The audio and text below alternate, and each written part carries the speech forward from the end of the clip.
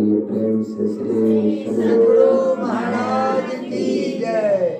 श्री सद्गुरु महाराज की जय।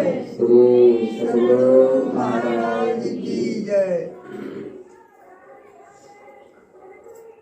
बंदो गुरु पद कंज कृपा सिंधु नर रूप हरि महामोहतम पुंज जासो वचन रवि कर निकर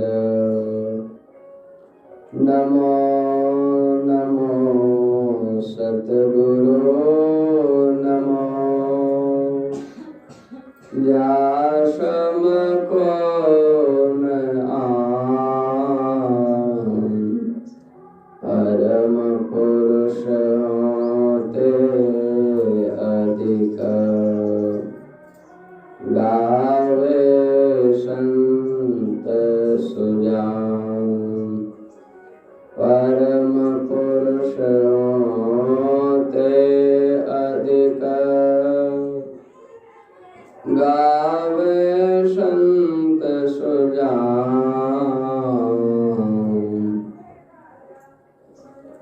कण कण में सर्वत्र विराजमान परम आराध्य सद्गुरु महाराज के युगल पाद पद्मों में कोटि कोटि सा नमन। सत्संग में आए हुए सत्संग स्नेही बंधुओं, माताओं एवं धर्मशिला भक्तिमती बहनों, आप सबों को भी प्रणाम। क्या नाम बताए थे?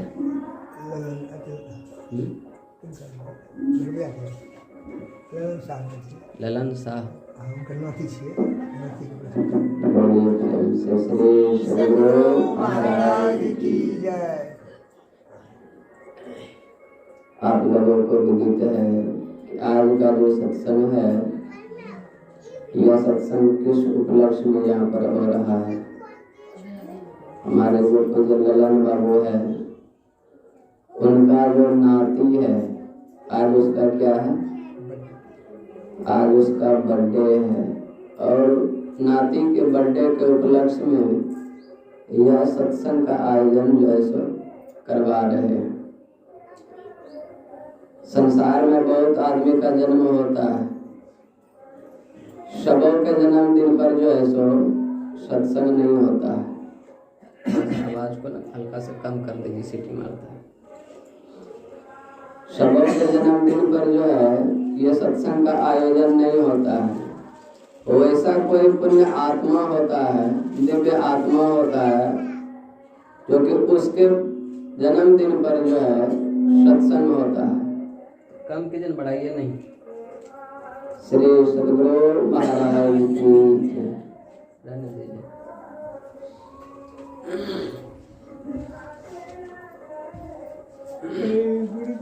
वैसा कोई पुण्य आत्मा होता है, वैसा कोई पुण्य आत्मा इस धरती पर जब जन्म लेता है तो उसके जन्मदिन पर जो है ये सत्संग का आयोजन किया जाता है। नहीं तो जो पापी आत्मा होता है, जो दुराचारी आत्मा होता है, उन लोगों का जब जन्म होता है तो जन्म के दिन पर जो ना जाने क्या से क्या होता है कि नहीं। बर्थडे के उपलक्ष्य में मुर्गा मछली ना जाने क्या क्या, अंडा शराब दारू तड़िए सब चीज का जो है सो व्यवस्था किया जाता है कि नहीं। तो वो क्या है, एक पापी आत्मा है। उनके जन्मदिन पर ना जाने कुछ से कुछ होते ही रहता है, लेकिन जो पुण्य आत्मा होता है उसके जन्मदिन पर जो है सत्संग का आयोजन होता है। और जो है आप लोग जानते हैं सत्संग की इतनी बड़ी महिमा है, बहुत बड़ी महिमा है। आप लोग सुने होंगे कि एक बार भगवान श्री माँ पार्वती के साथ कहीं विचरण करते हुए आकाश मार्ग से जा रहे थे, तो रास्ते में जाते जाते भगवान शिव एक जगह रुक करके इस भूमि को जो है प्रणाम करते हैं, साष्टांग दंडवत प्रणाम करते हैं। तो माँ पार्वती पूछती है कि हे नाथ, यहाँ पर तो कुछ भी नहीं है, पूरा खाली पड़ा हुआ है, फिर भी आप इस भूमि को प्रणाम कर रहे हैं, क्या बात है? तो भगवान शिव क्या कहते हैं? भगवान शिव कहते हैं यह भूमि इतना पवित्र है, इतना पवित्र है कि यहाँ पर कुछ ही दिन के बाद सत्संग होने वाला है। सत्संग अभी हुआ नहीं है, सत्संग होने का वहाँ पर जो है सो चर्चा चल रहा है। और समझ सकते हैं जिस जगह पर सत्संग होने का अभी सिर्फ चर्चा ही चल रहा है, सत्संग अभी हुआ नहीं है, वह भूमि जो है कितना पवित्र हो गया है कि नहीं? उस भूमि को स्वयं भगवान शिव क्या कर रहे हैं? शरणवा रहे हैं, है कि नहीं? इतना पवित्र भूमि हो गया। वहां से फिर पुनः आगे बढ़े भगवान शिव माँ पार्वती के साथ। तो आगे जाते जाते भगवान से पुनः एक जगह रुक करके क्या करते हैं? पुनः इस भूमि को प्रणाम करते हैं। तो माँ पार्वती पुनः पूछती है, हे नाथ, अभी यहाँ पर क्या हो गया? यहाँ पर आप क्यों प्रणाम कर रहे हैं? तब भगवान शिव कहते हैं कि यहाँ पर जो है अभी कुछ ही दिन पहले सत्संग खत्म हुआ है, सत्संग हुआ था, सत्संग खत्म हो चुका है, इसलिए यहाँ की जो मिट्टी है वह बड़ा पवित्र मिट्टी है। उस मिट्टी को मैं अपने माथे पर लगा रहा हूँ, है कि नहीं? तो समझ सकते हैं जहाँ पर सत्संग होता है उस मिट्टी को भगवान शिव भी क्या करते हैं? अपने माथे में लगाते हैं कि नहीं? वह मिट्टी इतना पवित्र हो जाता है। सत्संग छोटा हो या बड़ा हो, सत्संग भी छोटा बड़ा होता है क्या? सत्संग छोटा बड़ा नहीं होता, चाहे अखिल भारतीय सत्संग हो या फिर छोटा मोटा सत्संग हो। इस प्रकार तुलसी का पत्ता जो है छोटा हो या बड़ा हो, तुलसी तुलसी ही होता है। उसी प्रकार सत्संग चाहे बड़का सत्संग हो या छोटका सत्संग हो, सत्संग सत्संग हो, सत्संग छोटा बड़ा नहीं होता है। और जहाँ सत्संग होता है वहाँ की मिट्टी जो है पवित्र हो जाती है, वहाँ का जो वातावरण जो है वह पवित्र हो जाता है कि नहीं? अभी हम आप लोग पाठ में सुन रहे थे कि बड़े भाग मानुष तन पावा, असुर दुर्लभ सब ग्रंथ ही गावा। उस बच्चे को ईश्वर की असीम कृपा हुई उसके ऊपर में, तो जाकर के मानव का शरीर मिला, है कि नहीं? मानव का शरीर मिला। अब मानव का शरीर मिला, अब उसमें करना क्या है हमको? इसका नॉलेज नहीं है, इसका ज्ञान नहीं है कि नहीं? यह मानव का शरीर तो भगवान अति हरि कृपा कबहु करि करुणा नर देहि, अद्वैत ईश बिनु हेतु स्नेही। अकारण ही स्नेह करने वाले ईश्वर जो है कभी कभी जीव को दया करके यह मानव का शरीर देता है। गुरु महाराज की वाणी में ले लीजिए, युग युगान चौखानी में भ्रमी भ्रमी दुख भोगी। युगों युगों से 84 लाख प्रकार का जो योनि है उसमें भ्रमण कर रहे थे, नाना प्रकार का दुख भोग रहे थे, लेकिन ईश्वर से परमात्मा से देखा नहीं गया, है कि नहीं? जब हम आप लोग क्या कहते हैं? ईश्वर अंश जीव अविनाशी, अर्थात हम आप लोग क्या परमात्मा का अंश है, उसका संतान है कि नहीं? तो हम आप लोगों का पिता कौन हुआ? परमात्मा हुआ। तो पिता जो है उसको तो बच्चा का टेंशन होता है, मेरा बच्चा दुखी है, वह कैसे सुखी हो जाए, है कि नहीं? एक पिताजी है, एक बाप और बेटा क्या कर रहा था, जैसे ये पुआल का जो छप्पर होता है ना, छौनी कर रहा था धूप में, कड़ाके का धूप था, छौनी कर रहा था। तो जब अधिक धूप होने लगा तो पिताजी वहां से उतर गया। अब नीचे उतर करके कहता है कि तुम भी उतर जाओ वहां से, धूप अधिक हो गया है, पिछले बेरा में जो है सो पुनः उसको छाड़ देना। उसका लड़का बात को नहीं मान रहा था, वह सुन ही नहीं रहा था, पिताजी कहते रह गया, लेकिन उसका बात जो है नहीं माना।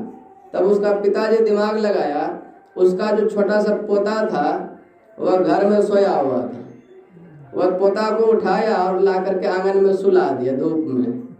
अब जो उसका बेटा था छत के ऊपर में छप्पर छौनी कर रहा था, वह तिल मिलाते हुए वहां से दौड़ा, तिल मिलाते हुए दौड़ा और नीचे उतर करके अपना जो पुत्र था उसको उठा लिया और बाप को ही जो है सो 4 झाड़न सुना दिया।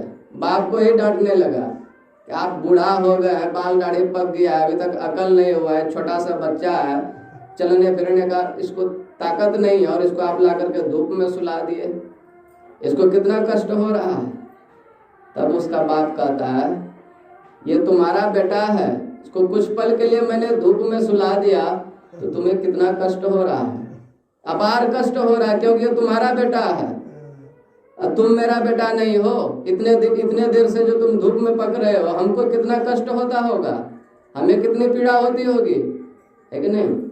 उसका बेटा जो था उसी वक्त उसका दिमाग ही खुल गया, फिर पिताजी से माफी मांगे।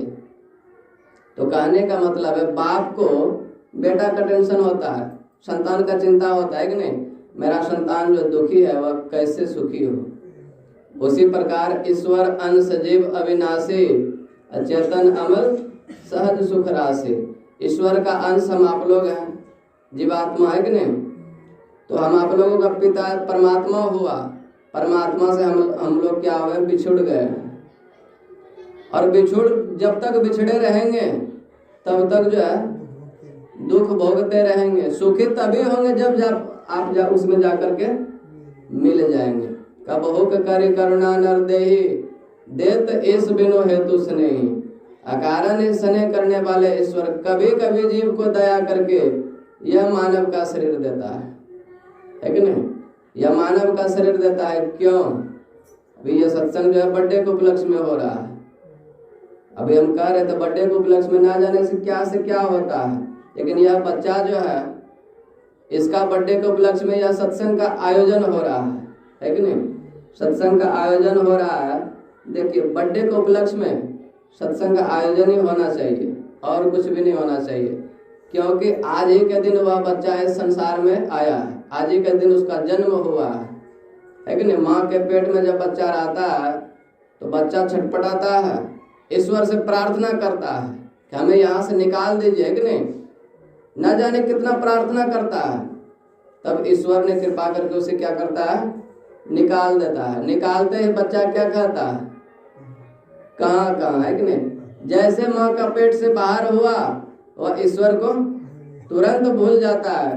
वह जो भूल गया है, बिसर जो गया है ईश्वर का नाम, उसी को याद दिलाने के लिए बर्थडे के उपलक्ष्य में यह सत्संग का आयोजन किया जाता है। और बर्थडे के उपलक्ष्य में आप लोग जानते हैं बहुत सारा केक कटता है और क्या क्या होता है कि नहीं। जबकि ये सब चीज जो है नहीं होना चाहिए। देखिए बर्थडे के उपलक्ष्य में आप लोग देखे होंगे बहुत सारा ऐसा होता है, ऑर्डर करके केक मंगाया जाता है और बर्थडे के उपलक्ष्य में केक को काटा भी जाता है, उसी बच्चे से कटवाता है कि नहीं। उस पर मोमबत्ती जलाया जाता है और उसी बच्चे से मोमबत्ती को भी बुझाया जाता है कि नहीं। अब देखिए आज ही के दिन उसका जन्मदिन है, उसके जीवन में और प्रकाश आना चाहिए, रोशनी आना चाहिए, लेकिन उसका जीवन और उजाला होना चाहिए। लेकिन हम आप लोग उस बच्चे से क्या करवा रहे हैं, वहाँ पर जो मोमबत्ती जलाए हैं उसी बच्चे से क्या करवाते हैं, फुकवा करके फूक मरवा करके उस मोमबत्ती को बुझा देते। इसका मतलब क्या हुआ, उसका जीवन और जो प्रकाशमान होता और जो उजाला होता उसको और हम क्या कर रहे हैं, अंधकार में जाने का कामना कर रहे हैं, है कि नहीं। हम लोग और ईश्वर से यही कामना करें कि उसका जीवन जो है और अंधकार में हो जाए, वो जो भी ऊपर चढ़े वो और भी नीचे गिर जाए, है कि नहीं। तो ये मोमबत्ती कभी नहीं बुझाना चाहिए बर्थडे के उपलक्ष्य में। और केक जो काटते हैं, केक भी कभी नहीं काटना चाहिए, बच्चा से कभी नहीं कटवाना चाहिए केक को। देखिए आज उसका जन्मदिन है और आज ही के दिन उसे हम आप लोग क्या कर रहे हैं, काटने के लिए सिखा रहे हैं, है कि नहीं। चाकू लेते हैं, चाकू से केक को काटते हैं, अलग अलग हुआ कि नहीं।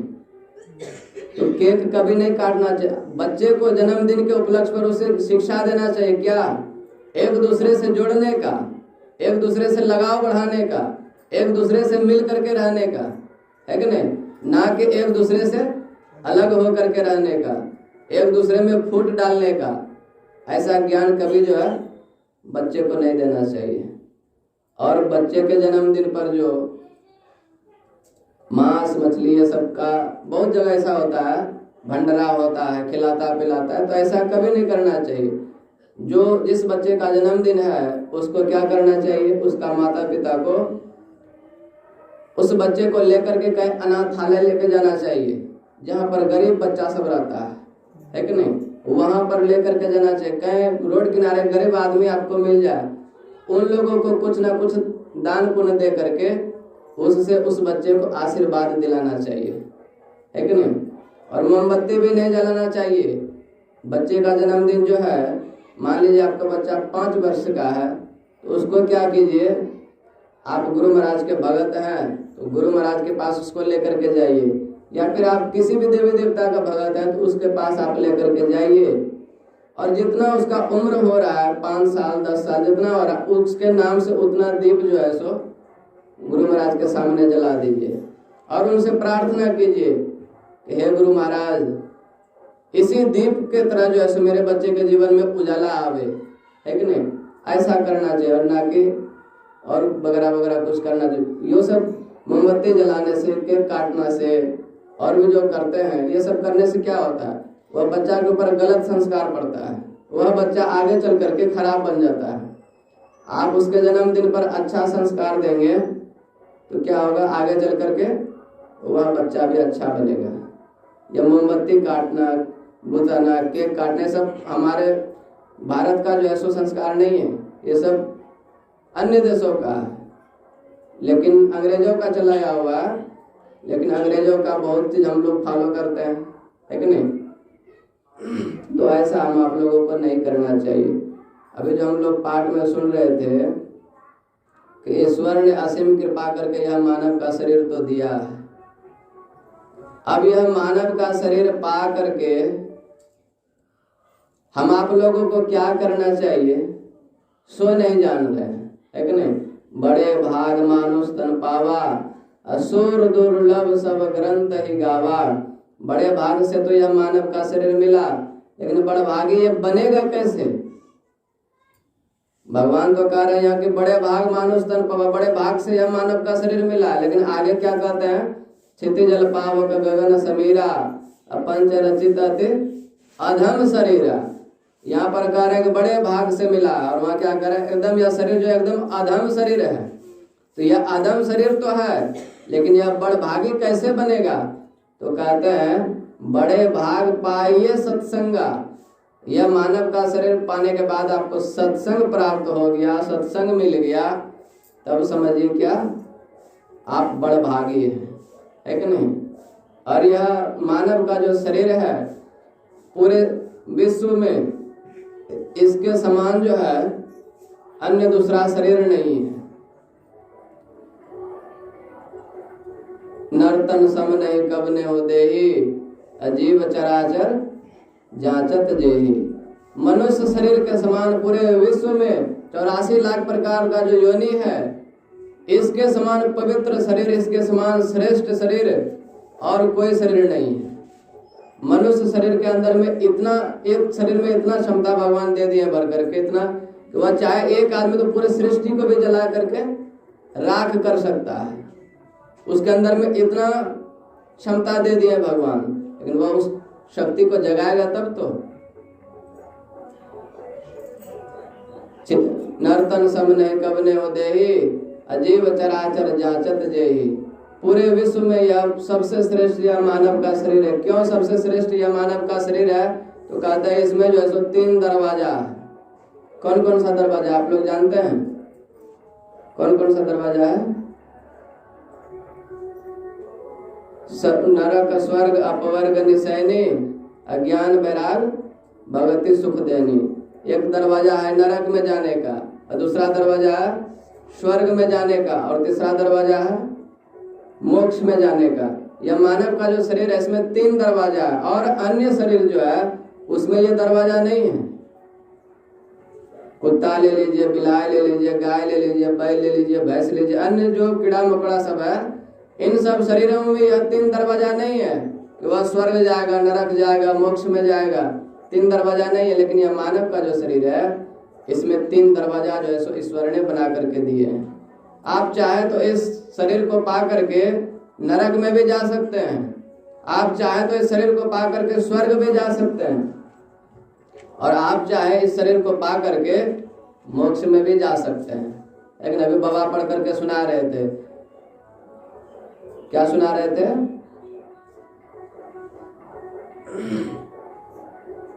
नर्तन सामने स्वर्ग के बारे में जब पढ़ रहे थे, क्या आया था रामचरितमानस में? थोड़ा दिमाग से उतर गया है। तो कहने का मतलब है यह मानव का शरीर जो है, इससे आप स्वर्ग भी जा सकते हैं, नरक भी जा सकते हैं और मोक्ष में भी जा सकते हैं। तो नरक में आप कैसे जाएंगे? आप गलत कर्म कीजिए, पाप कर्म कीजिए, रात दिन पाप ही करते रह जाइए। इससे क्या होगा? आपके लिए नरक का दरवाजा जो है खुला हुआ है, उसमें जाने से आपको कोई नहीं बचा सकता है। और आप पुण्य कर्म करेंगे, देवी देवता को पूजेंगे। आप दीक्षा नहीं भी ली है तो कोई बात नहीं है, लेकिन देवी देवता को पूज रहे हैं, पूजा पाठ कर रहे हैं, तो उससे क्या हो रहा है? पुण्य तो हो रहा है। उसके प्रभाव से आप स्वर्ग जा सकते हैं। लेकिन स्वर्ग में जाने के बाद क्या सब दिन आप स्वर्ग में रहेंगे? सब दिन स्वर्ग में नहीं रह सकते। जब तक आपका पुण्य है तब तक आप जो है स्वर्ग में रहेंगे। जिस दिन आपका पुण्य खत्म हो जाएगा उस दिन क्या होगा? वहां से घसीट करके पुनः इस मृत्यु लोक में डाल दिया जाएगा। और जिस देवता का आप पूजा करते हैं, बहुत सारा देवी देवता है हिंदू धर्म में, है कि नहीं? 33 करोड़। सब देवी देवता का पूजा पाठ कर पाते हैं? ज्यादा से ज्यादा 2 गो 4 गो 10 ठो का, है कि नहीं? जो दीक्षा नहीं लिए हैं 2 गो 4 गो 10 को का, बाकी 33 करोड़ में जो उतना बच गया, अब बताइए वो लोग आपसे कितना नाराज होता होगा, आपसे कितना क्रोधित होता होगा, है कि नहीं? तो सबको कैसे हम खुश करें, सब कोई कैसे खुश हो जाए, उसी के लिए क्या कहते हैं? दीक्षा लेकर के भजन करना चाहिए, है कि नहीं? पुण्य के प्रभाव से आप स्वर्ग जाएंगे। जब तक पुण्य रहेगा आपका तब तक वहां रहेंगे। जिस दिन पुण्य खत्म हो जाएगा वहां से पुनः मृत्यु लोक में घसीट करके ला दिया जाएगा। पुनः यहाँ पर आएंगे, जैसे देवता लोगों को देखते हैं ना, एगो पक्खल में सिंगारी कर दिया, एगो वृक्ष में धागा बांध दिया। कौन बाबा कौन कौन नाम बोलते हैं? केला गाछ में वो माता लोग क्या करती है। अब उसमें कौन कौन भगवान रहता है तो माता जी सभी जाने। हम तो केला गाछ में कभी धागा बांधने नहीं जाते हैं, है कि नहीं? तो कहने का मतलब ऐसे ऐसे चीजों का अगर आप पूजा पाठ करेंगे तो उन्हीं को प्राप्त आप होंगे। और जैसे वह आदमी, वह देवता दुख भोग रहा है, उसी प्रकार आप भी जो है दुख भोगेंगे, है कि नहीं? और एक रास्ता जो है वह मोक्ष में जाने का है। वह मोक्ष में कैसे जाएंगे, वह रास्ता कौन बताएगा? तो उसके लिए कहते हैं सच्चे सदगुरु का जो है खोज करना चाहिए। और सच्चे सदगुरु का खोज कीजिए और उनसे सदयुक्ति जान करके आप ध्यान भजन कीजिए। तो क्या होगा? आपके लिए जो है मोक्ष का जो दरवाजा है वह धीरे धीरे खुलता चला जाएगा। और आप मोक्ष में जब चले जाएंगे तो क्या होगा? पुनरपि जन्म पुनरपि मरणम, ये जो है बार बार जन्म लेना और मरना सदा के लिए क्या हो जाएगा? समाप्त हो जाएगा। आवागमन सम दुख दूजा, है नहीं जग में कोई। ये जो आवागमन का जो चक्र है, आवागमन का जो हम आप लोगों के पीछे दुख लगा हुआ है, कहते हैं एक बार जब इंसान का जन्म होता है तो जन्म लेने के समय इंसान को कितना कष्ट होता है। एक बिच्छू को काटने से कितना कष्ट होता है। एक बिच्छू किसी को काट ले कितना कष्ट होता है। 10,000 बिच्छू आपको एक ही बार डंक मार दे तो कितना कष्ट होगा। उतना ही कष्ट जन्म के समय जो है सो बच्चे को होता है। 10,000 बिच्छू काटने से जितना कष्ट होता है उतना कष्ट, और मृत्यु के समय में भी उतना ही कष्ट होता है। अब बार बार हम इस धरती पर जन्म ले रहे हैं और बार बार मर रहे हैं, तो बताइए कितना कष्ट हम आप लोग भोगते होंगे। बहुत कष्ट भोगते होंगे कि नहीं? तो उस कष्ट से कैसे निकला जाए, कैसे बचा जाए, सदा सदा के लिए हम आप लोग कैसे सुखी हो जाए, तो उसी के लिए क्या कहते हैं? ईश्वर का जो हम आप लोग अंश है, जीवात्मा, इसको उसी में ले जा करके मिला दीजिए तो हम लोग सदा के लिए क्या हो जाएंगे? सुखी हो जाएंगे, है कि नहीं? और भगवान शिव भी इस शरीर को जो है बड़भागी कहते हैं, है कि नहीं? बड़भागी कब कहते हैं, क्यों कहते हैं बड़भागी?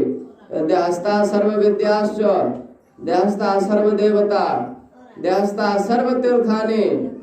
यह जो मानव का शरीर है इसमें क्या है? सारा विद्या भरा हुआ है। कहते हैं त्रिकुटी महल में विद्या सारा। गुरु महाराज गए थे आसाम प्रवचन करने के लिए, प्रोग्राम करने के लिए, कभी बंगला में प्रवचन नहीं किए थे। वहां पर गए थे, एक गंगा गुरु जी थे जो कि करमाटाड़ में रहते थे, गोड्डा जिला में। गृहस्थ आदमी थे, उनको 6 लड़का था, 6 लड़का, 1-2 लड़की भी थी उनको। गृहस्थ आदमी, चौथा पास था, फिर भी सरकारी टीचर था और डॉक्टरी भी करता था, तांत्रिक भी था और गुरु महाराज का भगत था।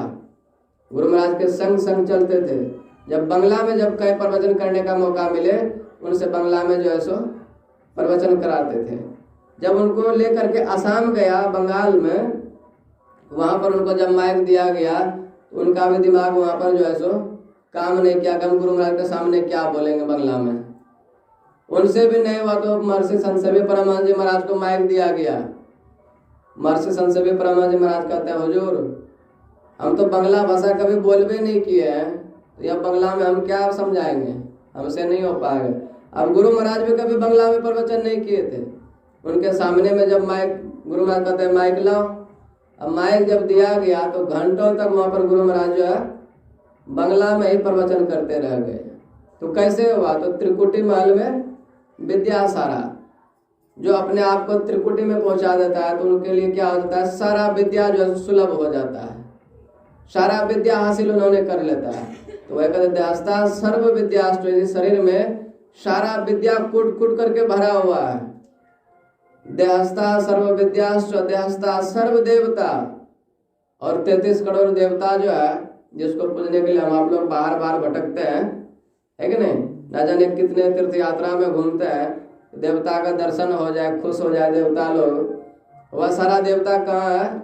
वह सारा देवता भी हम आप लोगों के अंदर में ही है। देहस्था सर्व विद्याश्च देहस्था सर्व देवता और देहस्था सर्व तीर्थानि। बहुत प्रकार का जो तीर्थ है, हरिद्वार, ऋषिकेश, काशी, मथुरा, बनारस, गंगोत्री, जमुनोत्री, केदारनाथ, बद्रीनाथ जाते हैं भ्रमण करने के लिए। कहते सारा तीर्थ जो है हम आप लोगों के अंदर में ही है।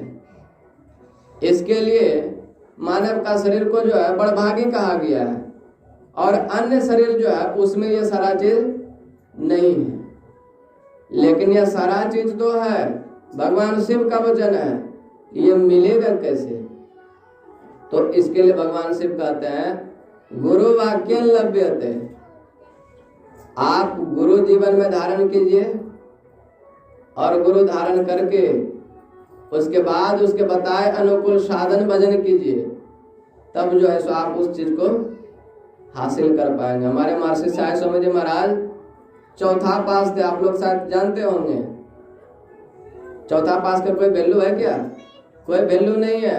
महर्षि संत सेवी जी महाराज 7वां पास, कोई वैल्यू है क्या अभी के डेट में? कोई वैल्यू नहीं है। लेकिन उसके सामने में बड़े बड़े विद्वान पिछड़ जाते थे। उन्होंने कौन सा ज्ञान हासिल किया था? गुरु महाराज के सानिध्य में रह करके उस ज्ञान को हासिल कर किया था जो कहते त्रिकुटी महल में विद्या सारा। उस ज्ञान को जिन्होंने हासिल कर लेगा उसके सामने में बड़ा बड़ा विद्वान जो है सो पिछड़ जाएगा, टिक नहीं सकता है। वही ज्ञान हमारे पूज्यपाद महर्षि साई स्वामी जी महाराज हासिल किए थे, महर्षि संत सेवी जी महाराज हासिल किए थे कि नहीं? देखिए पूज्य स्वामी प्रमोद जी महाराज जो है कहते हैं कि हम स्कूल का मुंह भी नहीं देखे हैं। अब जो स्कूल का मुंह नहीं देखा है वह आदमी भी आज प्रवचन करता है तो बड़का बड़का विद्वान जो है सो सोचने पर मजबूर हो जाता है कि इनके पास इतना ज्ञान आया कहाँ से, है कि नहीं? तो वह मिलेगा कैसे? उसके लिए जो है गुरु के बताए अनुकूल आप साधन भजन करेंगे तब। देहस्था सर्व विद्याश्च देहस्था सर्व देवता देहस्था सर्व तीर्थानि गुरु वाक्य लभ्यते। इसके लिए सारा चीज अपने अंदर में है। इसके लिए मानव का शरीर जो है बड़भागी कहा गया है। और एक निमि जी महाराज है, आप भक्तमाल को पढ़ेंगे तो उस निमि जी महाराज कहते हैं दुर्लभो मानुषो देहो, क्या कहते हैं, यह मानव का शरीर जो है बड़ा देव दुर्लभ शरीर है। और जितना देव दुर्लभ यह मानव का शरीर है, उसके बाद क्या कहते हैं, दुर्लभो मानुषो देहो देही नाम क्षण भंगुर। जितना यह मानव का शरीर देव दुर्लभ हम आप लोगों को लग रहा है, जितना यह अनमोल रतन तन लग रहा है, उतना ही ये क्या क्षण भंगुर भी है। कब यह नष्ट हो जाएगा किसी को पता है क्या? आपके साथ में कल क्या होगा, या फिर अभी आधा घंटा के बाद 10 मिनट के बाद आपके साथ क्या होगा, आपको पता है क्या? पता नहीं है। दुर्लभो मानुषो देहो देही नाम क्षण भंगुर। कब भी नष्ट जाएगा कोई इसका भरोसा नहीं है। इसलिए यह मानव का जो देव दुर्लभ शरीर हम आप लोगों को मिला है, इसको पा करके क्या करना चाहिए, वही याद दिलाते हैं उस बच्चे को बर्थडे के दिन पर, है कि नहीं? उस बच्चे को याद दिला रहे हैं उसके नाना नानी जो है, उसके माता पिता जो है, कि तुम जिस उद्देश्य से इस संसार में आए हो वह काम करो, है कि नहीं? जिस उद्देश्य से परमात्मा ने तुम्हें यह मानव का शरीर दिया है वह काम करो। सोचो विचारो परमात्मा ने तुम्हें यह मानव का शरीर क्यों दिया, यह शरीर पा करके क्या करना चाहिए तुम्हें अथवा क्या नहीं करना चाहिए, है कि नहीं? बड़े भाग मानुष तन पावा, असुर दुर्लभ सब ग्रंथ ही गावा। यह मानव का शरीर पाने के लिए देवता भी जो है ललायित रहता है, फिर भी उसको यह मानव का शरीर नहीं मिलता है। और यह मानव का शरीर हम आप लोगों को मिला है तो किसके लिए मिला है? तो कहते हैं एहि तन कर फल विषय न भाई, अस्वर्ग स्वल्प अंत दुखदायी। यह मानव का शरीर विषय में फंसने के लिए नहीं मिला है। आप लोग जानते हैं विषय जो है कितना विषय होता है, पहले हम बताए थे आप लोगों को ना, कितना विषय होता है? 5 विषय होता है। रूप होता है, रस होता है, गंध होता है, स्पर्श होता है और शब्द होता है। ये 5 क्या है? विषय है। कहते हैं यह मानव का शरीर पाकर के 5 विषयों में नहीं फंसना चाहिए। हम आप लोगों को विषय का सेवन करना चाहिए, लेकिन कैसे सेवन करना चाहिए? जैसे हमारे पूज्यपाद महर्षि साई स्वामी जी महाराज किए, है कि नहीं? संसार में भी इनका भी जन्म हुआ, ये भी गृहस्थ जीवन में गए, इन्होंने भी शादी विवाह किया, लेकिन विषय का पान जो है कैसे किया? मक्खी जो होता है 2 तरह का होता है, एक बहुत तेज दरार मक्खी होता है और एक बहुत जो है सो मोटा बुद्धि वाला मक्खी होता है कि नहीं?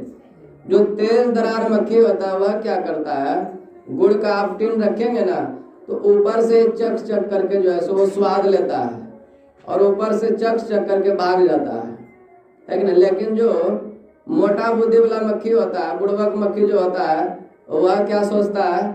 वह मक्खी सोचता है अरे भाई जब खाना ही है ये किनारे में चाक चाक करके क्या खाते हो, उसी में पूरा डुबकी लगा करके खाओ तब ना खाने में आनंद आएगा।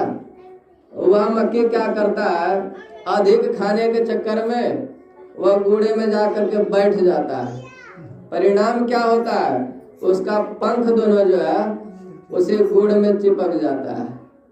और चिपक जाता है पंख तो होता क्या है, उससे बाहर हो पता है क्या? उसी में डूब करके मर जाता है। लेकिन जो होशियार मक्खी होता है, तेज दरार मक्खी होता है, वह क्या करता है, ऊपर से चकता है और चक चक करके भाग जाता है। तो उसी प्रकार हम आप लोगों का जो जन्म इस संसार में हुआ है, जब तक हम आप लोग विषय का सेवन नहीं करेंगे तब तक इस संसार में रह नहीं सकते हैं। संसार में जीने के लिए विषय का सेवन आपको करना ही पड़ेगा, लेकिन कैसे? जैसे हमारे पूज्यपाद महर्षि साई स्वामी जी महाराज किए, इन्होंने भी शादी विवाह किया, इनको भी संतान हुआ, फिर भी जो है सब चीज करते हुए कैसे बन गए? गुरु महाराज के चरणों में गए, कितने महान बन गए, है कि नहीं? जब गुरु महाराज के पास गए महर्षि साई स्वामी जी महाराज, इनके घर वालों को पता चला कि मेरा लड़का जो है महात्मा जी बनने के लिए चला गया, गुरु महाराज के शरण में चला गया। इनका घर का आदमी गार्जियन लोग जो वो भी दौड़े दौड़े गुरु महाराज के पास गए और जा करके कहते हैं हुजूर उनको जो है सो घर जाने के लिए कहा जाए।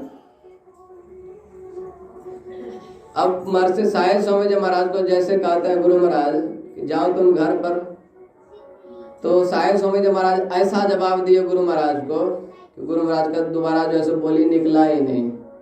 साहिल स्वामी जी महाराज कहते हैं हुजूर मैं जिस नरक से निकल करके आपके चरणों में आ गया हूँ, आप हमारे गुरु जी हैं, आप हमारे सब चीज हैं, और आप मेरे साथ जो है सो कैसा अन्याय कर रहे हैं, उसी नरक में आप हमको पुनः जो है सो डाल रहे हैं।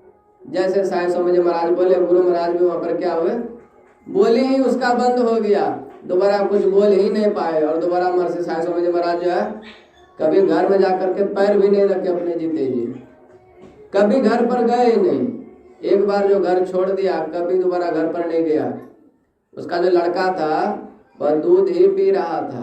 समझ सकते कितना छोटा होगा। वह लड़का जब 15-16 वर्ष का हो गया था तो उसकी पत्नी को कैंसर बीमारी हो गया।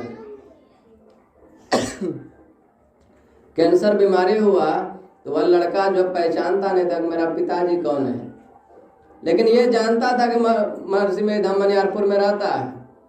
वह पूछते पूछते मनियारपुर पहुंचा और वहां जा करके किसी से पूछा कि साहिल स्वामी जी महाराज कौन है, तो आदमी लोगों ने बता दिया कि वही वहां पर बैठा हुआ है। वह लड़का जा करके एकदम से सीधा एकदम से कहता है कि पिताजी पैसा दीजिए। तो साहिल स्वामी जी महाराज तो कोई साधारण संत नहीं थे, पहुंचे हुए संत थे। साहिल स्वामी जी महाराज कहते हैं तुम पैसा यहाँ पर कमा करके रख दिया है, अब देखिए हम आप लोगों के सामने में संतान आ जाए ऐसे दुखी हालत में, हम आप लोग अपने आप को कंट्रोल कर पाएंगे क्या? कंट्रोल नहीं कर पाएंगे। लेकिन महर्षि साहिल स्वामी जी महाराज के पास उसी का लड़का जा करके कहता है पिताजी पैसा दीजिए, मम्मी को कैंसर बीमारी हो गया है, इलाज करवाएंगे। साहिल स्वामी जी महाराज कितने कटु शब्दों का प्रयोग करते हैं। अपने ही लड़का से कह रहे हैं तुम यहाँ पर कमा करके रख दिया है पैसा क्या? अरे हमको जो पैसा मिलता है सत्संगी लोग जो देता है गुरु महाराज के नाम से देता है। क्यों? कि आश्रम में लगाएगा, आश्रम का व्यवस्था करेगा, और उस पैसे को मैं तुमको दे दूंगा तो बताओ हम कितने बड़े पापी आदमी होंगे। गुरु महाराज के कितने बड़े पापी भक्त कहलाएंगे हम। सो मैं पैसा नहीं देने वाला हूँ, जाओ। 1 रुपया भी पैसा नहीं दिए, और उसका लड़का जैसे खाली हाथ गया था वैसे पुनः जो उसको खाली हाथ लौटना पड़ा। लेकिन हम आप लोग वहां पर रहते तो क्या करते? हेलो जितना पॉकेट में पैसा है सब लेकर के जाओ, है कि नहीं? तो साहिल स्वामी जी महाराज भी विषय का पान किए, वे भी विषय में फंसे। कैसे? जैसे वह ऊपर से मक्खी चक चक करके भाग रहा था उसी प्रकार तो हम आप लोगों को भी वैसा ही बनना है, तभी हम आप लोग भी श्रेष्ठ हो पाएंगे। अन्यथा बुड़बक मक्खी वाला हालत हो जाएगा। खैर हो ही गया, उसमें कोई शक नहीं है कि नहीं? हो ही गया है। तो परिणाम क्या होगा? जैसे वह मक्खी डूब करके उसी में मर जाता है, उसी प्रकार हम आप लोग भी उसी में डूब करके मर जाएंगे। यही तन कर फल विषय न भाई, स्वर्ग स्वल्प अंत दुखदाई। नर्तन उपाय विषय मन देहि, जो मनुष्य का शरीर पाकर के विषय में मन लगाता है उसके लिए कहता है नर्तन पाए विषय मन देहि, पलटे सुधाते 60 विष लेहि, है कि नहीं? उसके लिए कहते हैं पारस मणि पत्थर जो होता है उसको आप लोग उसमें लोहा स्पर्श करेंगे तो वह लोहा को क्या करता है? सोना बना देता है। लेकिन उसमें इतना क्षमता होता है कि लोहा को भी सोना बना देता है। उसी प्रकार पारस मणि के समान हम आप लोगों को यह मानव का शरीर मिला है। चाहे तो इसको आप सोना भी बना सकते हैं, है कि नहीं? और चाहे तो इसको आप जो है सो कंकड़ भी बना सकते हैं, ईटा पत्थर भी बना सकते हैं, है कि नहीं? जो विषय में अपने आप को फंसाता है, विषय में लिप्त रहता है, कहते हैं वह इंसान पारस मणि को खो करके कर्जने घुंगची ले रहा है, अर्थात कंकड़ पत्थर ले रहा है। लेकिन ये आपके ऊपर डिफरेंस करता है, आप इस शरीर को जो है सो सोना बनाना चाहते हैं या फिर ईटा बनाना चाहते हैं, है कि नहीं? ईटा जो होता है आप लोग देखे होंगे, एक ही ईटा भगवान के मंदिर में भी लगता है, और वही ईटा जो है बाथरूम में भी लगाया जाता है। ईटा तो दोनों एक ही है, कोई भेदभाव है उसमें क्या? कोई भेदभाव नहीं है, लेकिन दोनों में अंतर देखिए। भगवान के मंदिर में ईटा को लगा दिया जाता है तो उसका क्या होता है? पूजा होता है कि नहीं? आदमी जो उसको प्रणाम करता है, धूप चंदन अगरबत्ती सब चीज दिखाता है, भगवान मानता है उस ईटा को। लेकिन जो बाथरूम में लगा हुआ ईटा है उसको कोई अगरबत्ती दिखाता है क्या? हमारे तरफ तो नहीं दिखाता, हो सकता है इधर पे दिखाता होगा। तो कहने का मतलब है, यह आपका जो मानव का शरीर यह ईटा के समान जो शरीर है, इसको आप ऐसा बनाइए। कैसा? जैसे वह मंदिर में ईटा लगा हुआ है, आप मंदिर के समान अपने आप को बना लेंगे तो आपका पूजा होगा। अन्यथा दोनों में तो कोई अंतर नहीं, अपने आप को ऐसा बना लेंगे जिस प्रकार वह बाथरूम का हालत होता है, वही हम आप लोगों का भी अंत में हालत होगा, नरक में चले जाएंगे, है कि नहीं? तो यह मानव का जो शरीर इतना श्रेष्ठ मिला है, इसको पा करके हम आप लोगों को क्या करना चाहिए? उसी को आज वह बच्चा हम आप लोगों को याद दिला रहा है कि नहीं? वह छोटा सा बालक, उसका जन्मदिन है आज, और हम आप लोग इतने बड़े बड़े आदमी हैं, सबको याद दिला रहा है। यह मानव का शरीर जिस उद्देश्य से आपको मिला है वह कार्य कीजिए, वह काम कीजिए, अन्यथा क्या होगा? लक्ष्य और आशी भरमे के ऊपर अटके आए और हमके पास आना पड़े तो फिर 84 जाए। वह बालक याद दिला रहा है जिस उद्देश्य से हम आप लोगों को यह मानव का शरीर मिला हुआ काम कीजिए, नहीं तो क्या होगा? पुनः 84 में आपको जाना पड़ेगा। तो वह बालक जो है कितना पुण्यात्मा है, अपने जन्मदिन पर हम आप लोगों को इतना सुंदर ज्ञान दे रहा है, इतना सुंदर शिक्षा दे रहा है कि नहीं? इसको पा करके करना क्या चाहिए? तो भगवान श्री राम कहते हैं कि साधन धाम मोक्ष करि द्वारा और पाई न जे परलोक सवारा। अर्थात साधन कीजिए, भजन कीजिए और अपने आप को उस तत्व में ले जा करके मिला दीजिए जिस तत्व में मिल जाने के बाद क्या होता है?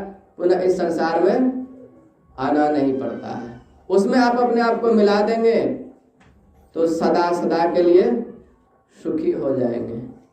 तो क्या भगवान राम जो है, भगवान शिव जो है, निमि जी महाराज जो है, क्या सिर्फ यही लोग जो है सो सिर्फ इस शरीर को बड़भागी कहते हैं? नहीं, हमारे गुरु महाराज सदगुरु महर्षि में परमहंस जी महाराज जो है, इन्होंने भी कहा है। आप लोग भजन गाते हैं, क्षण क्षण पल पल समय सिरावे, नर्तन दुर्लभ फिर नहीं पावे। नर्तन दुर्लभ बताए कि नहीं? और क्या यह दुर्लभ मानव का शरीर जो मिला है, इसको पा करके क्या करना चाहिए? तो गुरु महाराज कहते हैं दुर्लभ मानुष तन, और आगे क्या कहते हैं? करिए गुरु भजन। और तो किसी का भजन करने के लिए नहीं कहता है, कहते हैं क्या गुरु महाराज किसी का भजन करने के लिए? नहीं, दुर्लभ मानुष तन करिए गुरु भजन। गुरु का भजन करना चाहिए, तभी आप जो सो देव दुर्लभ कहला पाएंगे। और गुरु को छोड़ करके आप इधर उधर भटकेंगे, काली माँ के पास जाइए, हनुमान जी के पास जाइए, दुर्गा माँ के पास जाइए, किसी के पास भी जाइए, परिणाम क्या होगा? लाभ तो आपको उसको भी पूजने से होगा। ऐसी बात नहीं कि उसको पूजने से आपको लाभ नहीं होगा। संसार में जीने के लिए धन मिल जाएगा, आप संतानहीन है तो आपको संतान मिल जाएगा, आप टूटे फूटे घर में रहते तो बढ़िया घर मिल जाएगा उन लोगों की कृपा से। आप जब तक संसार में रहेंगे तब तक आपका जीवन पूरा सुखी पूर्वक कटेगा।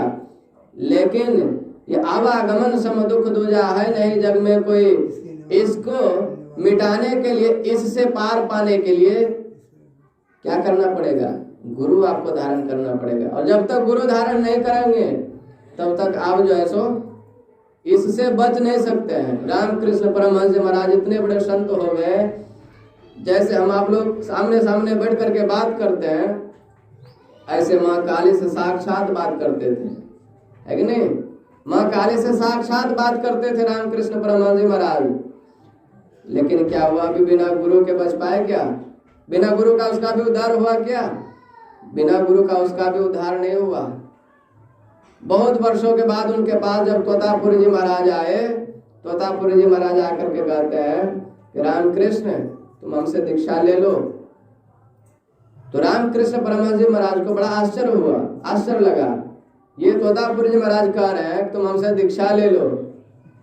वह रामकृष्ण परमहंस जी महाराज कहते मैं ऐसे दीक्षा नहीं लूंगा, मैं पहले अपनी माँ से पूछ लेता हूँ, उसके बाद जो है सो मैं आपको बताता हूँ। वह रामकृष्ण परमहंस जी महाराज गए मंदिर में माँ काली के पास। माँ काली को आवाज लगाते हैं, माँ काली प्रकट हो जाती है और माँ रामकृष्ण परमहंस जी महाराज पूछते हैं माँ काली से कि माँ एक ऐसे ऐसे तोतापुरी जी महाराज नाम करके संत आए हैं और वह हमसे कह रहे हैं कि तुम हमसे दीक्षा ले लो। तो माँ काली क्या कहती है? माँ काली कहती है तो वह ठीक ही कह रहा है, तुम जाकर के उसे दीक्षा ले लो। माँ काली को तो कहना ना चाहिए, अरे मैं तुमको साक्षात दर्शन दे ही रहा हूँ, आमने सामने बैठ करके माँ बेटा के जैसा बात कर ही रहा हूँ, इतना बड़ा तुम्हें लाभ मिल ही रहा है, तो उनसे दीक्षा लेना जरूरी नहीं है तुम्हें, उनसे दीक्षा तुम क्यों लेगा? माँ काली को तो कहना ना चाहिए। माँ काली नहीं कहती है, माँ काली कहती है तुम उससे जाकर के दीक्षा लो। तब रामकृष्ण परमहंस जी महाराज पूछते हैं कि माँ तब मैं तो इतने दिनों से जो तुम्हारी भक्ति कर रहा था ये तो मेरा निष्फल चला गया, कोई काम का नहीं, ये व्यर्थ में मेरा चला गया। माँ काली कहती है नहीं नहीं, व्यर्थ में नहीं गया। इतने दिनों से अगर यदि तुम मेरा भक्ति नहीं करता, मेरा भजन नहीं करता, तो आज इतने बड़े संत पहुंचे हुए महापुरुष तुम्हारे पास खुद चल करके तुम्हें दीक्षा देने के लिए नहीं आता। ये मेरा ही भक्ति का प्रभाव है, मेरा ही भजन का प्रभाव है, जो कि इतने बड़े संत स्वयं चल करके तुम्हें दीक्षा देने के लिए आया है। इसके लिए तुम जाओ और उससे दीक्षा लो जा करके। माँ काली कहती है तुम उससे दीक्षा नहीं लेगा तो तुम्हें संसार में जीने के लिए मैं हर एक चीज दे सकता हूँ, है कि नहीं?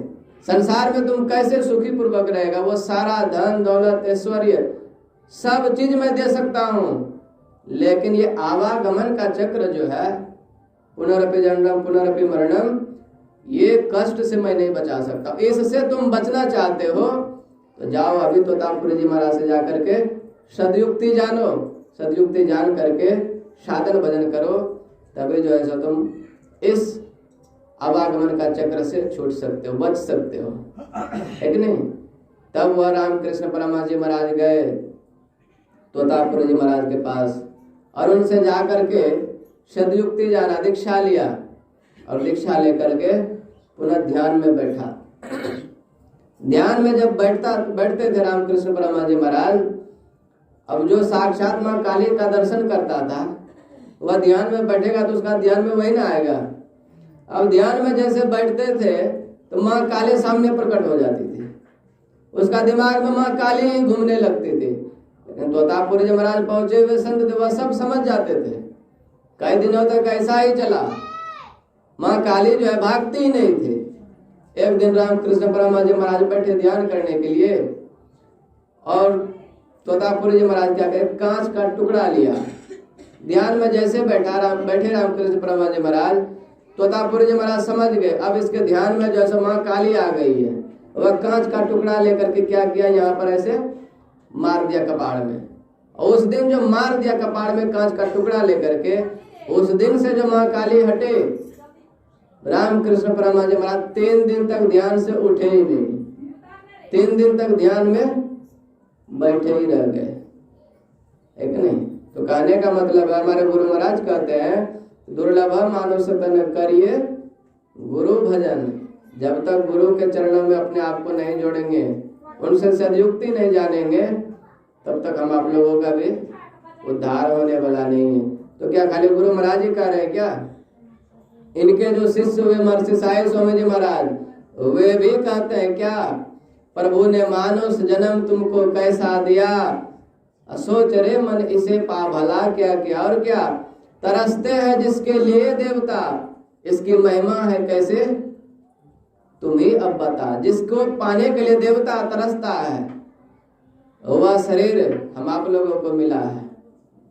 नर्तन दुर्लभ देव को सब कोई कहत पुकार, अभी बाबा सुना रहे थे ना, नर्तन दुर्लभ देव को सबको एक कहत पुकार, सबको एक कहत पुकार, देव दे ही नहीं पावे। वह देवता भी क्या था, ये शरीर पाना तो चाहता है लेकिन मिलता नहीं है।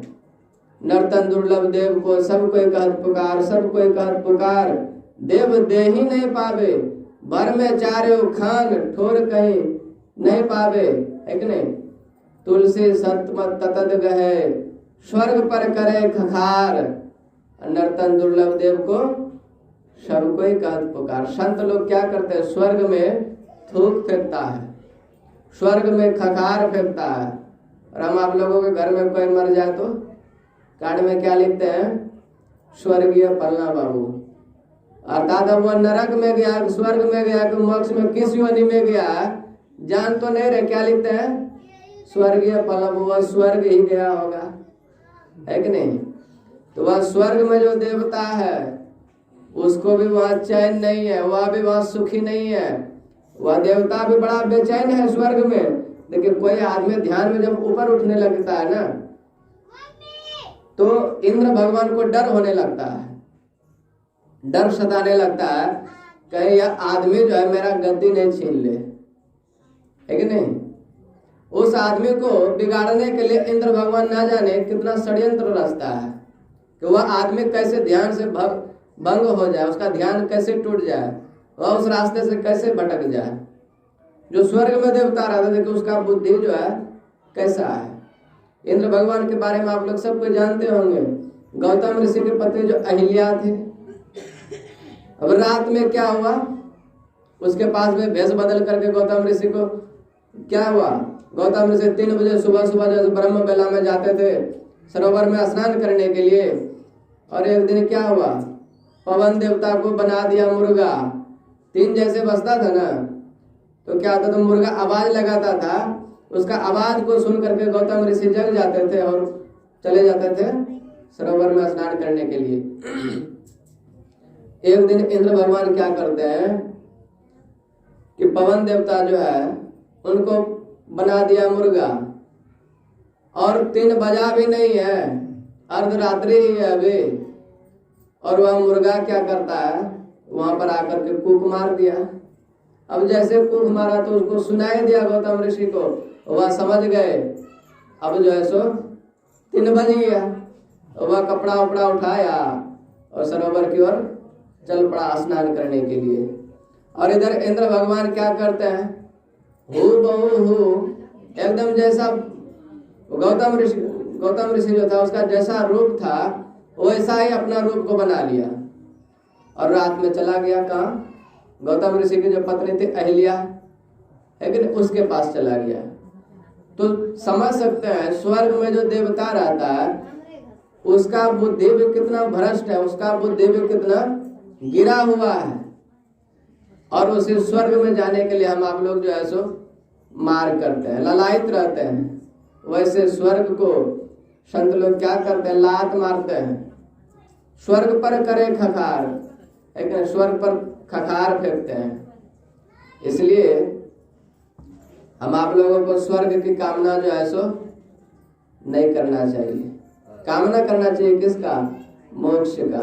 वही महर्षि साई स्वामी महाराज कहते हैं, तरसते थे जिस प्रभु ने मानुष जन्म तुमको पैसा दिया, सोच रहे मन इसे पा भला क्या क्या। और क्या, तरसते हैं जिसके लिए देवता, इसकी महिमा कैसी है तुम्हें अब बता। हाय ऐसा अमोलक रतन खो दिया, सोच रहे मन इसे पा भला क्या किया। और महर्षि साई स्वामी महाराज कहते हैं, मान मान मन यह तन तेरा, हीरा रतन अनमोल है। हीरा रतन क्या कहते हैं, अनमोल है। यह मानव का शरीर अनमोल है, इसका कोई मोल नहीं है। और इसको क्या करते हैं हम लोग, विषयों के पीछे पड़ पगले कर रहा माटी बोले। विषयों के पीछे हम आप लोग पड़े हुए हैं। और जिस प्रकार माटी का कीमत है उसी, यह मानव का शरीर जो देव दुर्लभ है इसका भी कीमत उसी प्रकार हम आप लोग समझ रहे हैं, है कि नहीं। तो क्या महर्षि साई स्वामी जी महाराज इसे कहते हैं, नहीं, इसको बाबा कबीर भी कहते हैं। हम आप लोग भजन में गाते हैं, ओढ़िले राम नाम चदरिया रे, और क्या, अभागा मनुआ और आगे क्या है? यह मानव तन अनमोल। मानव में हीरा। इसके पहले है यह मानव तन अनमोल, देखो अंतर कापट खोल, लेकर ज्ञान तराजू तौल रे, अभागा मनुआ।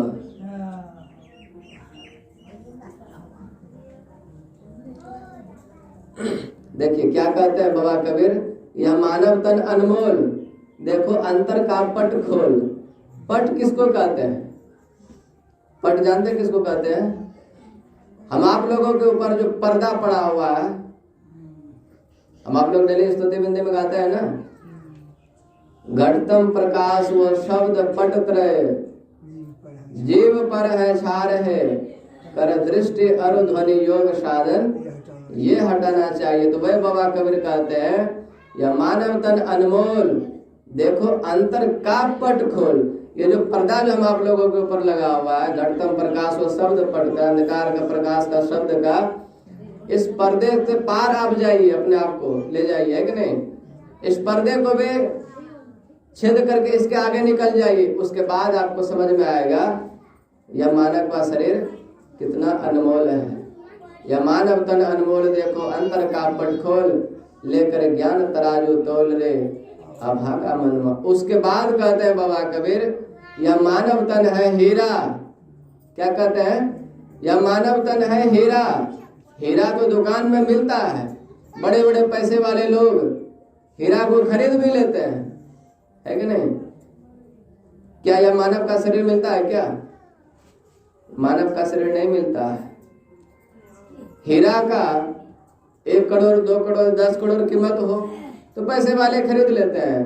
कोई आदमी आपको कहे मैं आपको 100 करोड़ रुपया पैसा दे रहा हूं, आप दोनों हाथे हमको काट करके दे दीजिए, दीजिएगा क्या?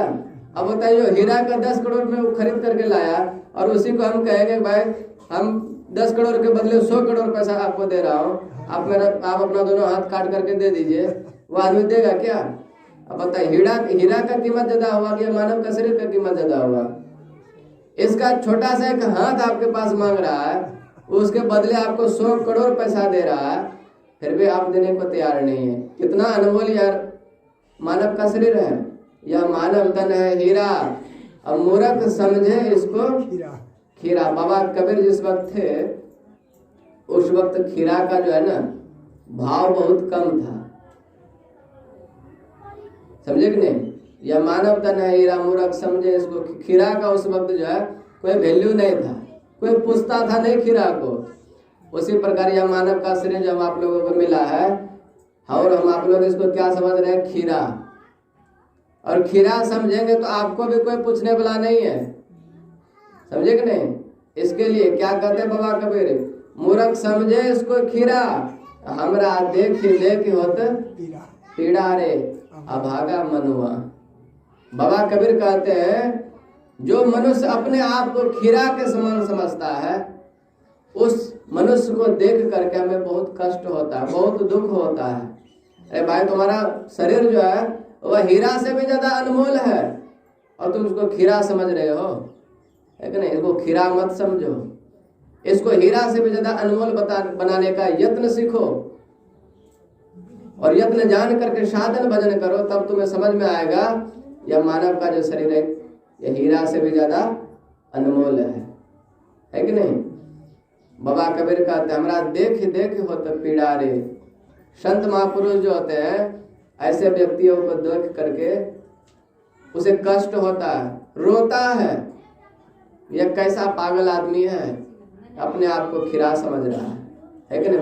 पलटू साहब भी कहते हैं भजन आतरी कीजिए और बात में देर, और बात में देर, और क्या जगत में जीवन बहुत है कि नहीं? ऐसा नहीं कहते हैं? जगत में जीवन थोड़ा, मानुष तन धन जात है, गोड़ धरी करौनी हो रहा। इतने बड़े संत जो है हम आप लोगों का पैर पकड़ करके कह रहे हैं अरे भाई संसार में विषयों में फंस करके अपने आप को उलझा करके मत गवा के खत्म कर दो, उससे ऊपर उठने का कोशिश करो।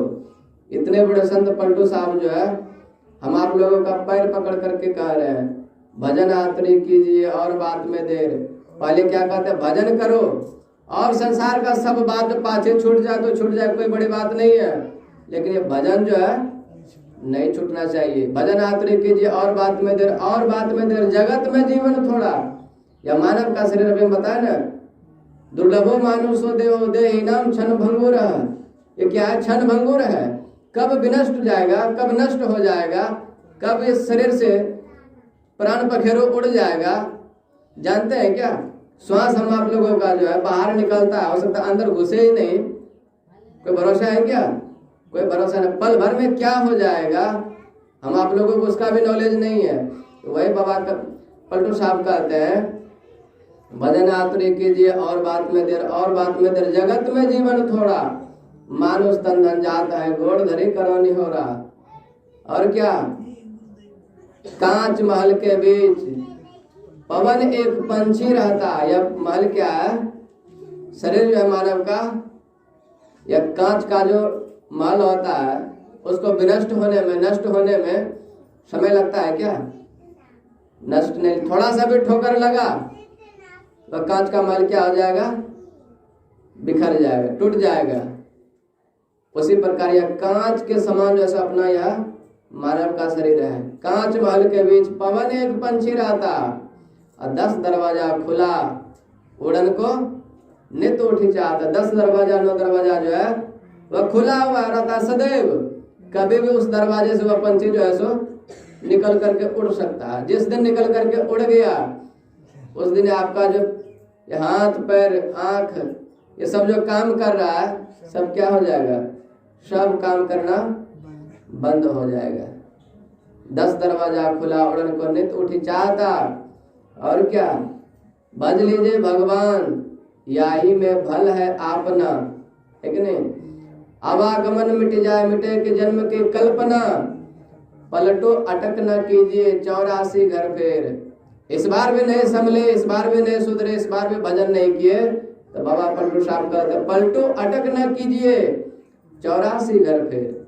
इस बार अगर यदि अपने आप को सही नहीं बना पाए, अपने आप में सुधार नहीं ला पाए, तो कहते आपके लिए 84 का घर जो है खुला हुआ है।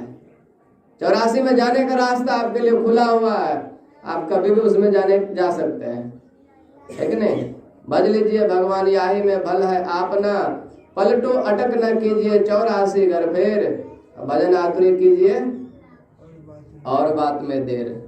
इसलिए महर्षि साई स्वामी जी महाराज कहते हैं मन भजन करो भगवान, भरोसा क्या कल का। बचपन गया जवानी बीते, बूढ़ेपन के क्या परते थे, जब खबर ने यह तो बुलबुला जल का। क्या कहते हैं, यह तो, यह मानव का शरीर जो है कैसा है, जब बारिश होता है तो आंगन में पानी जमा हो जाता है, गड्ढे में पानी जमा हो जाता है, उसमें बारिश का बूंदी जब गिरता है उससे क्या होता है, फोगला निकलता है। उस फोगले को नष्ट होने में कितना वक्त लगता है, देखे हैं क्या? उस फोगले को नष्ट होने में समय नहीं लगता है। वही महर्षि साई स्वामी जी महाराज कहते हैं बचपन गया जवानी बीती, बूढ़ेपन की क्या परते थे, यह तो बुलबुला जल का, भरोसा क्या कल का। आज कहे मैं काल बजूंगा, काल कहे फिर काल, आज काल के करत है अवसर जासी चाल, है कि नहीं? जो कल का आशा देखते रहता है वह कल में ही अटका हुआ रह जाता है। कल कभी होता है क्या? कल कभी नहीं होता है। आदमी लोग जो कहता है कि भाई मैं आज टाइम नहीं है कल करेंगे, कल कभी नहीं होता है। इसलिए कल का आशा हम आप लोगों को भी नहीं देखना चाहिए। भगवान श्री राम के जो पिताजी थे राजा दशरथ, आप लोग जानते होंगे, उनका तीसरा पन जो है सो खत्म हो चुका था, चौथा पन में प्रवेश कर गया था। एक दिन सुबह सुबह का टाइम स्नान करके बाल झाड़ने के लिए गया दर्पण के पास, और दर्पण में अपना चेहरा देखता है। जैसे बाल झाड़ता है कंघी से तो देखता है कान के बगल में एक बाल जो है पका हुआ है, एक ही बाल पका हुआ था। ऐसा नहीं पूरा सर का ही बाल पका हुआ था, एक ही बाल पका हुआ था। वह राजा दशरथ समझ गए अब जो है ये राजपाट मेरे लिए नहीं है, अब इसका परित्याग हमें कर देना चाहिए और हमें संन्यास लेकर के साधन भजन करने के लिए निकल जाना चाहिए। राजा दशरथ सोचने लगे अब यह राजपाट का अधिकार जो है सो राम को बना देता हूं, है कि नहीं। तो देखिए राजा दशरथ जो है एक बाल को देख करके डर गए, है कि नहीं। और हम आप लोगों का देखिए बाबा का सब बालें पक गया है, डर लग रहा है क्या?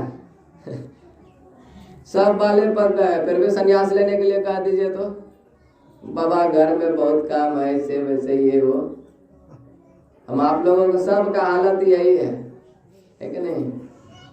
इसलिए कहते हैं भज लीजिए भगवान याही में भला है अपना, पलटू अटक न कीजिए 84 घर फेर, भजन आतरी कीजिए और बात में देर। आप भगवान का भजन कर लेंगे, साधन भजन कर लेंगे, सत्संग कर लेंगे, तभी आपका यह जो है सो मानव का शरीर बड़भागी हो पाएगा। अन्यथा इसको विषयों में ही गवा करके नष्ट कर देंगे, खत्म कर देंगे, यह बड़भागी नहीं दुर्भागी कहलाएगा, है कि नहीं। जिस प्रकार वह बाथरूम में ईटा लगा हुआ उसका पूजा पाठ नहीं होता है, उसके ऊपर क्या किया जाता है जानते हैं ना। उसी प्रकार भी उसी के समान हम आप लोगों का भी शरीर हो जाएगा।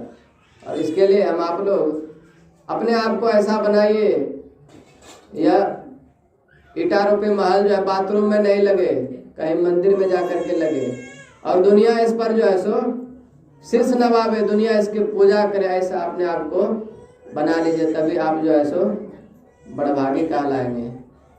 तो वह बच्चा जो है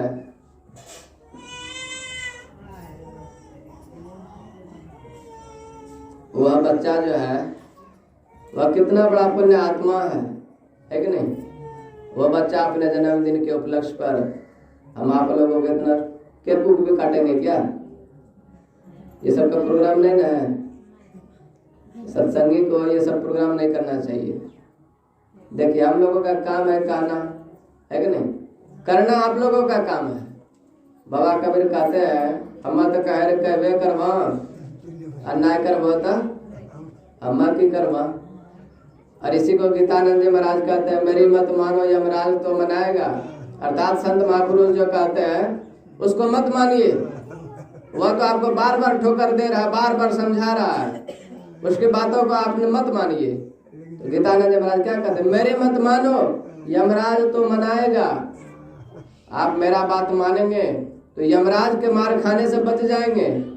यमराज भी आपके पास नहीं आएगा, सट नहीं सकता है, लेकिन मेरी बातें आप नहीं मानेंगे तब क्या होगा? यमराज तो मनाएगा, तेरा कर्म दंड तुझे मार कर भोगाएगा और क्या घोर नरक दुख सहना पड़ेगा।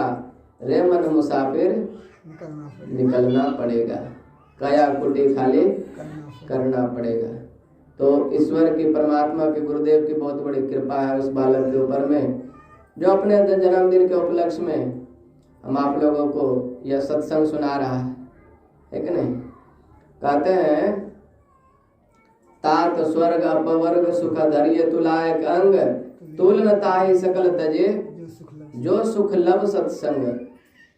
एक घड़ी जो होता है वो कितना होता है जानते हैं? 24 मिनट का होता है एक घड़ी। तुलसीदास जी महाराज कहते हैं एक घड़ी आधो घड़ी, आधो में पुनियाद। एक घड़ी हुआ 24 मिनट का, उसका आधा कितना हुआ? 12 मिनट। एक घड़ी आधो घड़ी, आधा 12 हो गया, आधो में पुनियाद। 12 का भी आधा कर दीजिए, कितना हुआ? 6। और तुलसी चर्चा राम की हरे कोटि अपराध, है कि नहीं। आपका जो अपराध है, पाप जो है, वह सब जो है सो जल करके राख हो जाएगा। आप 6 मिनट भी सत्संग को सही से कर लिए तो, है कि नहीं। तो सत्संग की बहुत बड़ी महिमा है। और वह लड़का हम आप लोगों को सत्संग सुनाया। गुरु महाराज से प्रार्थना यही करते हैं वह लड़का भी आगे चल करके बाबा जी बन जाए।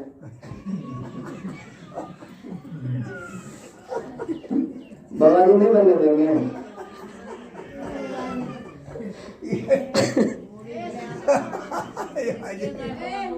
गुरु